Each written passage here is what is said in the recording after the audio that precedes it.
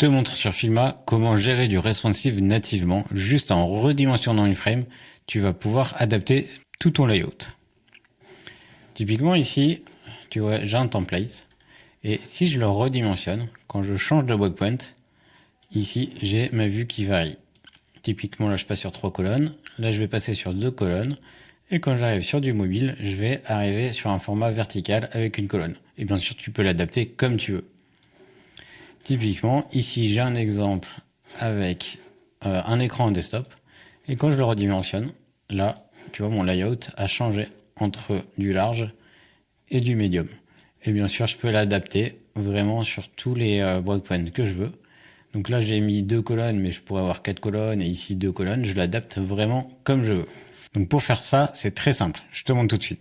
Alors, pour commencer, on va créer ici un écran. On va prendre une taille prédéfinie, par exemple, qui va nous servir un petit peu de référence.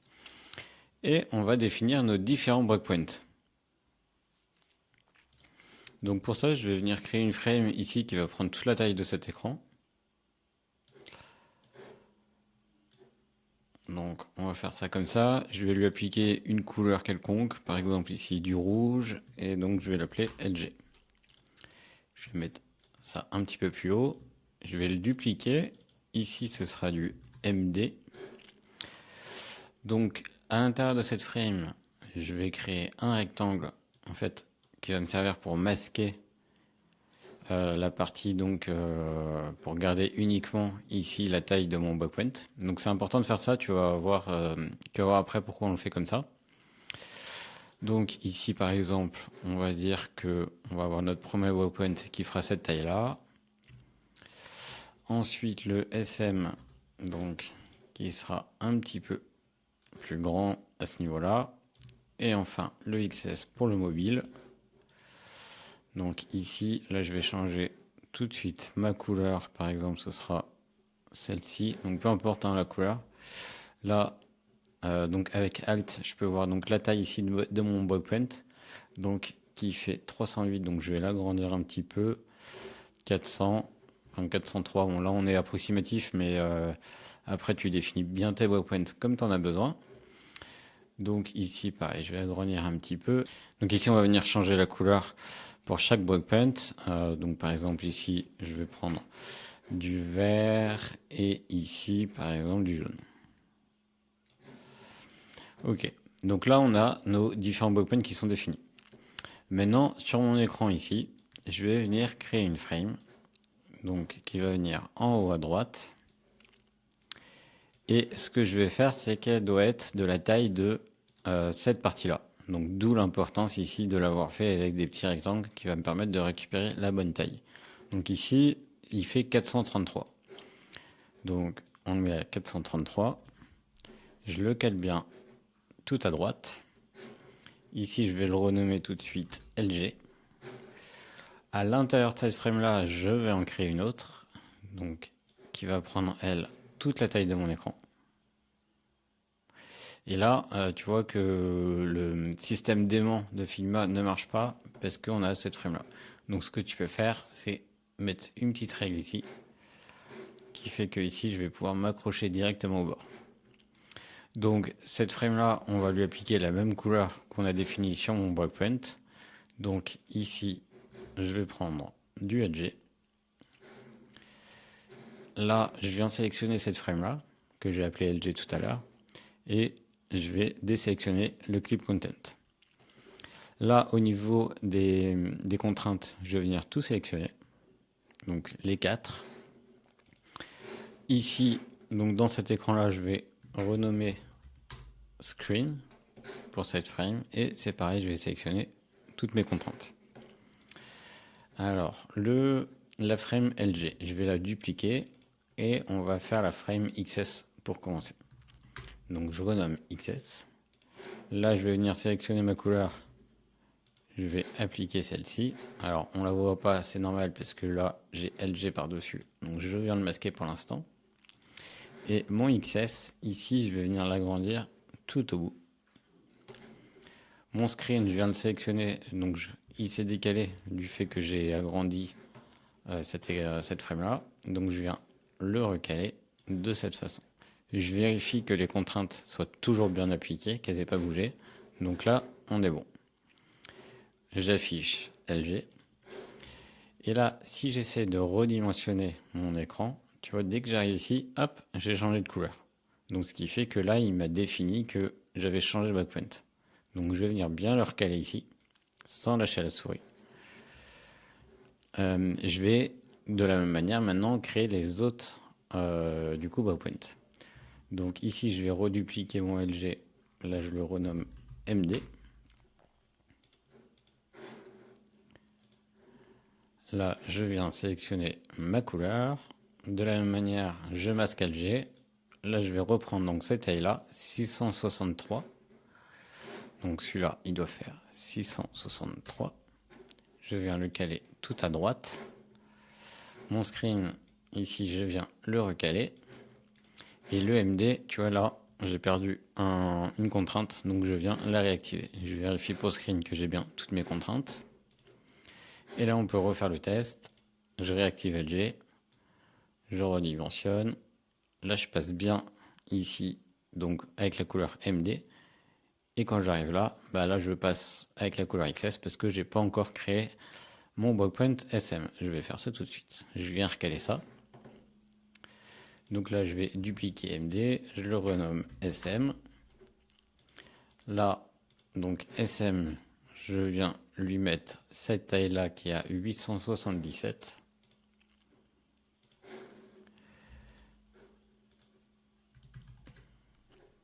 Je le recale bien à droite. Donc là, tu vois, ma contrainte à sauter, je la réactive.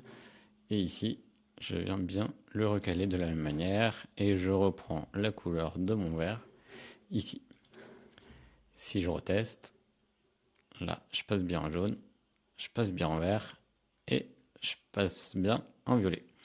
Ce qui fait que ici, dans chacune de mes frames, et ben, je vais pouvoir ici dans Screen mettre l'écran, ici mettre mon écran mobile, mettre mon écran SM, MD et LG. Ce qui fait que quand je vais redimensionner ma frame, et ben, je vais pouvoir avoir mon écran en fait qui va s'adapter automatiquement par rapport à ce que j'aurais prévu. Là, si je redimensionne mon écran pour le remettre tout en haut, tu vois que ça a tout décalé. Donc je vais revenir en arrière. Et donc pour éviter ça, on va avoir une solution très simple. Parce que tu vois là, si je redimensionne, que je le remets sans lâcher, ça marche bien. Si je fais ça, je lâche et je redimensionne, et ben là ça bug. Donc la façon pour corriger ça, ça va être d'en créer un composant. Donc là, je crée un composant. Je vais le dupliquer pour avoir l'instance de mon composant. Donc on revient ici, là j'ai le maître de mon composant, là j'ai mon instance.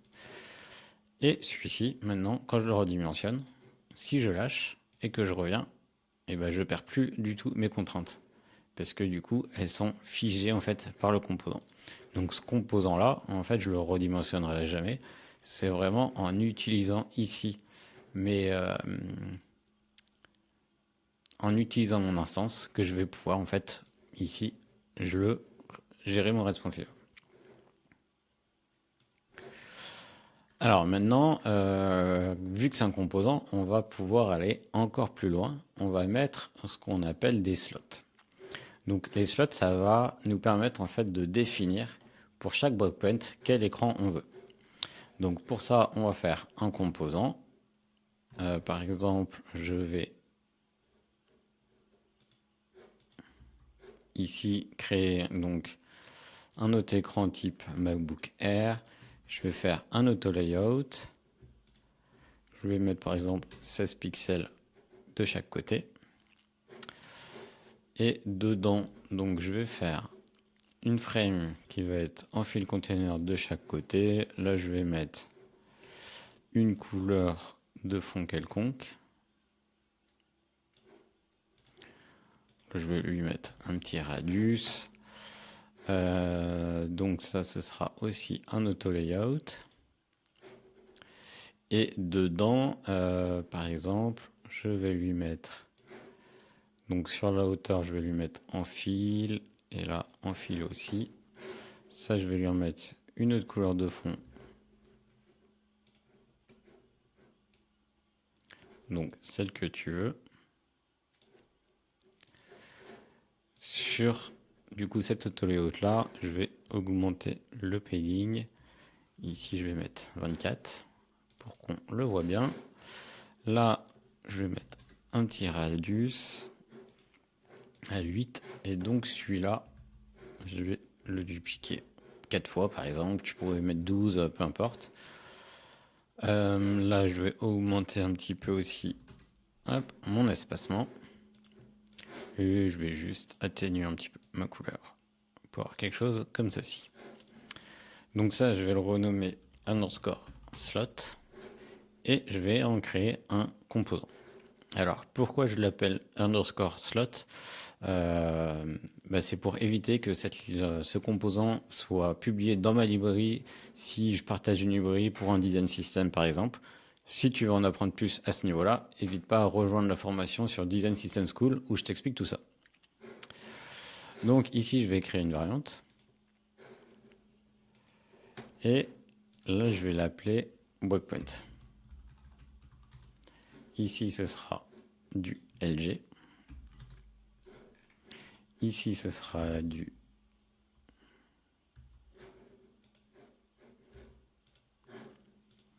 MD. Ici, du SM. Et ici, XS. Alors, ce que je vais faire pour qu'on voit bien la différence, ici, je vais retirer une colonne. Ici, je vais en retirer 2. Et ici, je vais passer à la verticale. Donc maintenant, ce composant, ici, mon slot, donc je vais venir en récupérer une instance que je vais couper pour la mettre ici dans mon screen. Donc, je la place bien ici à l'intérieur et je vais l'étirer partout. Ce qui fait que ici, quand je redimensionne mon écran, tu vois que quand je vais baisser, hop, là il me l'a enlevé. Donc, sur mon composant ici, mon slot, je vais venir le copier et je vais le coller ici. Là, je vais passer en MD et je vais faire pareil pour mes différents breakpoints. Donc là, je passe en SM et là, je passe en XS. Donc si je teste mon composant, là, tu vois, j'ai bien changé, je suis passé sur 3 colonnes, je passe sur 2 et là, je passe à la verticale. Ce qui me permet déjà d'avoir un layout différent pour mes différents breakpoints. Et maintenant, ce qu'on voudrait, c'est de dire, ok, sur ce composant-là, je veux que en LG, ce soit tel écran. Et pour ça, je vais retourner sur mon composant maître et je vais sélectionner ici le slot. Par exemple, on va le renommer ici slot LG. Et là, je vais créer du coup une propriété de swap component. Là, le nom, je vais l'appeler du coup LG. Et je vais laisser slot. Donc là, je pourrais renommer aussi les autres ou laisser comme ça. C'est à toi de voir. Là, on va créer une autre propriété. Là, du coup, ça va être MD. Ici, une autre propriété. Ça va être SM.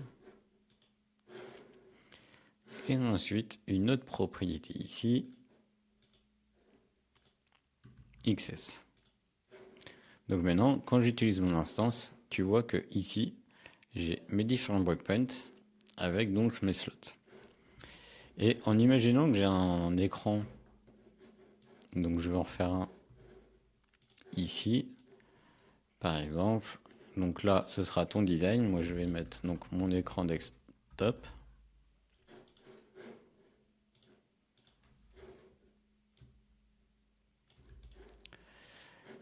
Donc je vais en faire ici un composant. Je vais l'appeler par exemple desktop. Et en fait, ici, je vais venir pouvoir sélectionner le composant de mon écran. Et tu vois, du coup, ça l'a mis à jour automatiquement. Donc là, quand je redimensionne, quand j'arrive au MD, là, il change. Donc pour ça, je vais avoir un autre écran celui que tu auras designé, du coup, ici, ce sera par exemple, on va le mettre MD plutôt. Là, mon écran MD.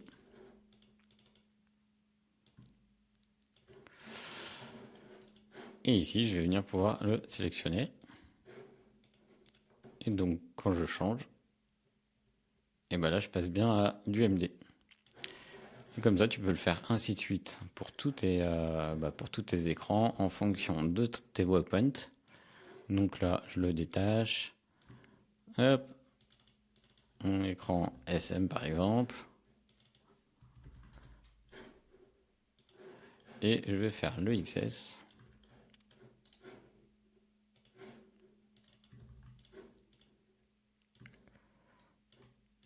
Et là, ceci est un écran pour le mobile. Donc je pourrais même avoir vraiment la taille de mon écran ici.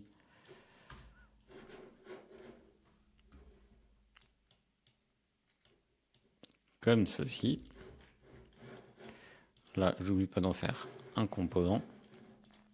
Et à ce niveau-là, du coup, je peux venir sélectionner donc SM et XS. Et là, je vais avoir mon écran qui sera entièrement responsive.